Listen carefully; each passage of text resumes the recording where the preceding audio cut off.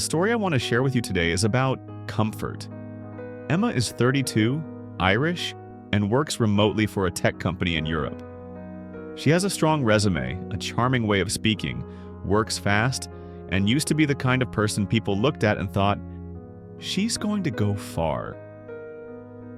Yet the night before the most important performance review of the year, Emma intended to rest for exactly 10 minutes on the sofa, 10 minutes to switch her brain off, and then go back to finish polishing her proposal. 10 minutes turned into one episode, then two. Then a food delivery dropped right at her door. Then came a sentence that felt sweet but was also poisonous. "Tomorrow I'll fix it." The next morning, she opened her email with her heart still heavy from lack of sleep. We chose someone else. No one stole Emma's opportunity. There was no betrayal, no conspiracy. There was only something soft and reasonable. So reasonable it was terrifying. Comfort. Welcome to Sharelife, a place where every story becomes a small mirror reflecting ourselves. Here we don't rush, don't judge. We simply listen to what life is trying to teach us through the stories around us. And from them, we discover what is worth holding on to understand, to grow, and to live better each day. If you're between 25 and 40, you'll understand this kind of tiredness. Not tired because there isn't enough work, but tired because modern life makes everything too convenient. You can order food anytime, watch content anytime, scroll your phone anywhere. You can rest for a bit and no one stops you. And the trap is this: comfort doesn't knock you down right away. It makes you slip, very lightly, a little more each day, until one day you look back and ask yourself, why am I still standing in the same place?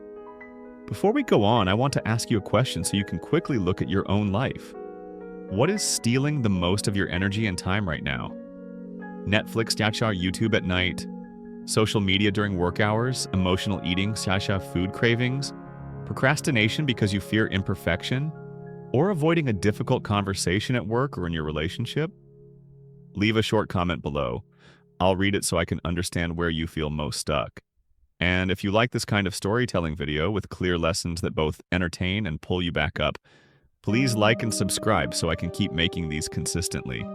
The important thing is that Emma isn't lazy at all.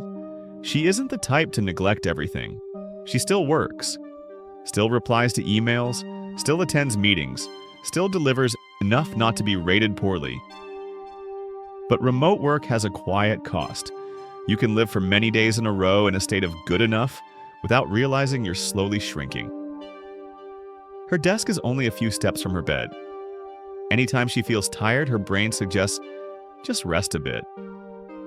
And because no one can see you, you also don't have the social pressure that helps you stay disciplined, so your standards slowly drop. Emma started using phrases that sounded perfectly reasonable. I deserve it. Just this week. After this project. Those phrases aren't wrong. What's wrong is that she used them as an excuse to escape a deeper fear. Fear of difficulty, fear of failure, fear of not being good enough if she truly tries her hardest. One evening, Emma video called her mother. Her mom is in Ireland and her voice is always gentle. Her mother asked, "Are you happy?" Emma smiled automatically and said, "I'm fine." But after she hung up, she sat in silence for a long time. Because fine isn't a goal. Fine is only a state you can tolerate. And Emma used to want a bigger life. Real freedom, good health, a decent love, and self-respect when she looked in the mirror. That night, Emma realized something that hurt. She wasn't lacking time. She was lacking trust in herself. Every time she promised herself, tomorrow I'll start, and then didn't start, that trust wore away a little. And when trust wears away, you need comfort even more to soothe yourself. That loop looks beautiful on the outside, but on the inside it's a cage. The next morning in the elevator, Emma met Marcus, her German neighbor, about 55 years old. He had a neat build, clear eyes, the kind of person who looks like he has been through many things and still kept his simplicity. Marcus looked at the food delivery box outside Emma's apartment door and, without judging, asked gently, "Are you living your life? Or the life that convenience has chosen for you?" That question didn't make Emma feel ashamed. It made her wake up. Marcus said, "Comfort isn't bad. It's only dangerous when it's driving. Comfort should be a reward, not a shelter." Then he gave Emma a very practical framework, suitable for busy people who often feel tired.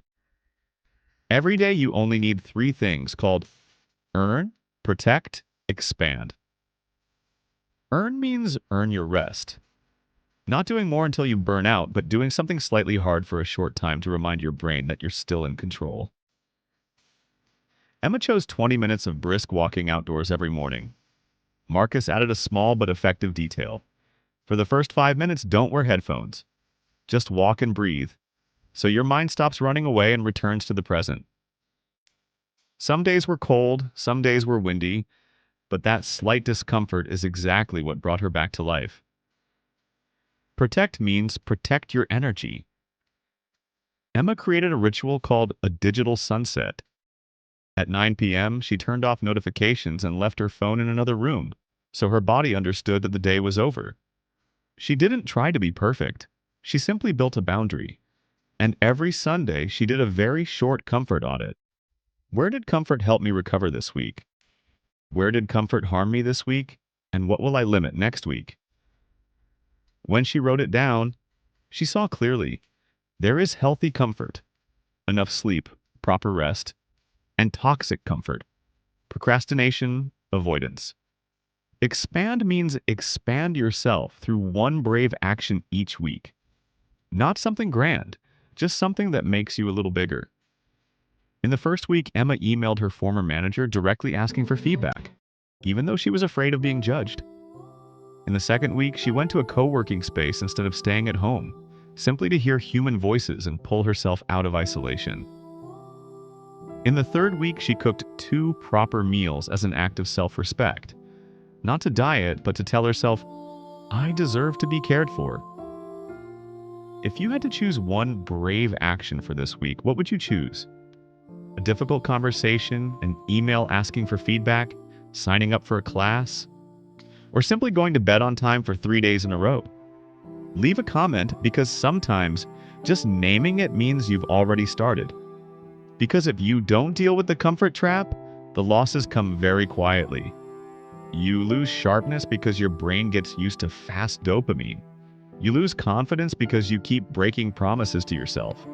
And you lose quality in your relationships because important conversations keep being postponed until the right time. And the right time rarely appears on its own. You don't collapse. You just gradually live in the smallest version of yourself and then you call it normal. But if you begin, the reward also comes in a very real way. After 2 weeks of earn, protect, expand, Emma didn't become a superhero. She was still tired. She still had weekdays. But she regained something more valuable than motivation: self-respect. She slept more deeply because the guilt was gone. She focused better at work because her brain started getting used to deep work. And she felt peace in a mature way. Peace because she was moving in the right direction. Not peace because she was hiding somewhere soft. 3 months later, another opportunity came. Emma wasn't sure she would be chosen. But this time, the night before the important day, she didn't negotiate with herself. She turned off her phone, prepared what she needed, and went to bed on time. The next morning, she arrived early, sat down, breathed slowly, and for the first time in a long time, she felt like she was living like an adult. Not waiting for motivation, just keeping her word. Comfort is not the enemy. It only becomes the enemy when it turns into a habit of avoidance. You don't need to change your life overnight, you just need to take back the steering wheel, a little each day. And then one day, when opportunity comes, you won't need luck. You'll simply show up as the most reliable version of yourself. Thank you for taking the time to listen and for letting me accompany you for these past few minutes. Don't forget to follow so we can meet again in the next stories. Wishing you peace and happiness.